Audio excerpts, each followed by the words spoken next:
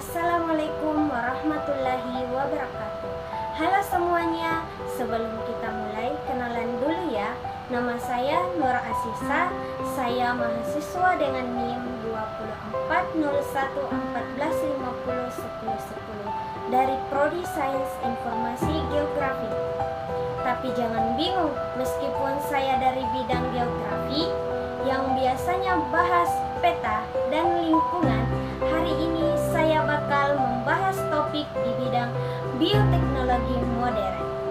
Eits, tenang saja, ini tetap menarik kok karena kita akan bahas teknologi luar biasa yang membantu banyak pasangan punya anak, yaitu bayi tabung. Sudah siap? Yuk kita mulai. Apa sih yang dimaksud dengan bioteknologi modern? Jadi, bioteknologi modern adalah cabang ilmu pengetahuan yang memanfaatkan prinsip biologi dan teknologi canggih untuk menciptakan solusi inovatif dalam berbagai bidang seperti kesehatan, pertanian, dan lingkungan.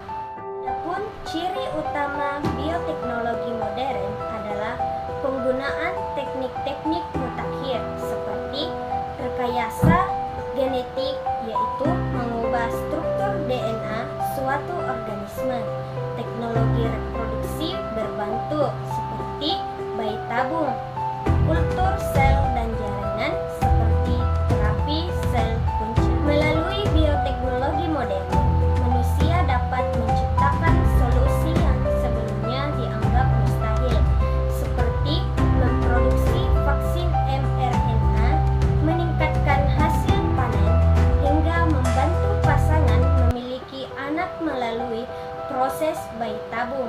Nah, di dalam bioteknologi modern ini kita mengambil contoh bayi tabung. Apa sih yang dimaksud dengan bayi tabung? Jadi, bayi tabung adalah salah satu bentuk teknologi reproduksi berbantu yang memungkinkan proses pembuatan terjadi di luar tubuh manusia, tepatnya di laboratorium. Teknologi ini membantu pasangan dengan masalah kesuburan seperti gangguan ovulasi, kualitas sperma yang rendah, atau faktor medis lainnya. Proses ini melibatkan serangkaian langkah medis dan teknologi canggih untuk menciptakan embrio yang kemudian dimasukkan ke rahim ibu agar terjadi kehamilan. Adapun proses bayi tabung sekarang, mari kita lihat lebih rinci tahap-tahapan dalam proses bayi tabung. Yang pertama, simulasi hormon. Simulasi hormon pada wanita, dokter memberikan suntikan hormon untuk merangsang ovarium menghasilkan lebih banyak sel telur dari biasanya. Langkah ini penting untuk meningkatkan peluang keberhasilan pembuahan. Kedua, pengambilan sel telur dan sperma. Setelah sel telur matang, dokter akan mengambilnya menggunakan prosedur medis khusus yang disebut aspirasi folikel. Pada saat yang sama, sperma dari pasangan pria juga dikumpulkan. Kedua komponen ini disiapkan untuk tahap berikutnya. Yang ketiga, fertilisasi di laboratorium. Sel telur dan sperma dipertemukan di laboratorium dengan menggunakan teknik khusus. Dalam kondisi yang mendukung, sperma akan membuahi sel telur dan membentuk embrio. Proses ini adalah inti dari teknologi bayi tabung, di mana kehidupan dimulai di luar tubuh manusia. Yang keempat, kultur embrio. Setelah pembuahan berhasil, embrio ditempatkan dalam medium khusus di laboratorium. Di sini, perkembangan embrio dipantau selama beberapa hari untuk memastikan kualitas terbaik. Hanya embrio yang paling sehat yang akan dipilih untuk tahap berikutnya.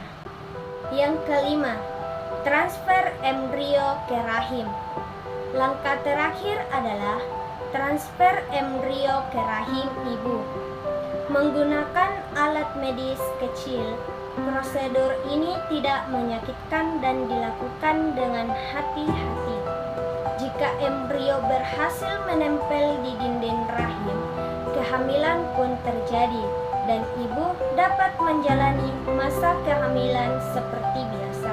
Adapun teknologi bayi tabung memberikan banyak manfaat seperti membantu pasangan yang mengalami kesulitan memiliki anak, mendukung penelitian genetika untuk mencegah penyakit bawaan, dan memberikan peluang kepada wanita yang ingin menunda kehamilan dengan cara membekukan embrio.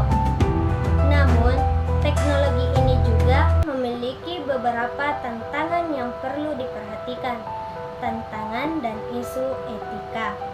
Walaupun sangat bermanfaat, bayi tabung juga menghadapi berbagai tantangan seperti biaya yang mahal, sehingga tidak semua pasangan dapat mengakses teknologi ini.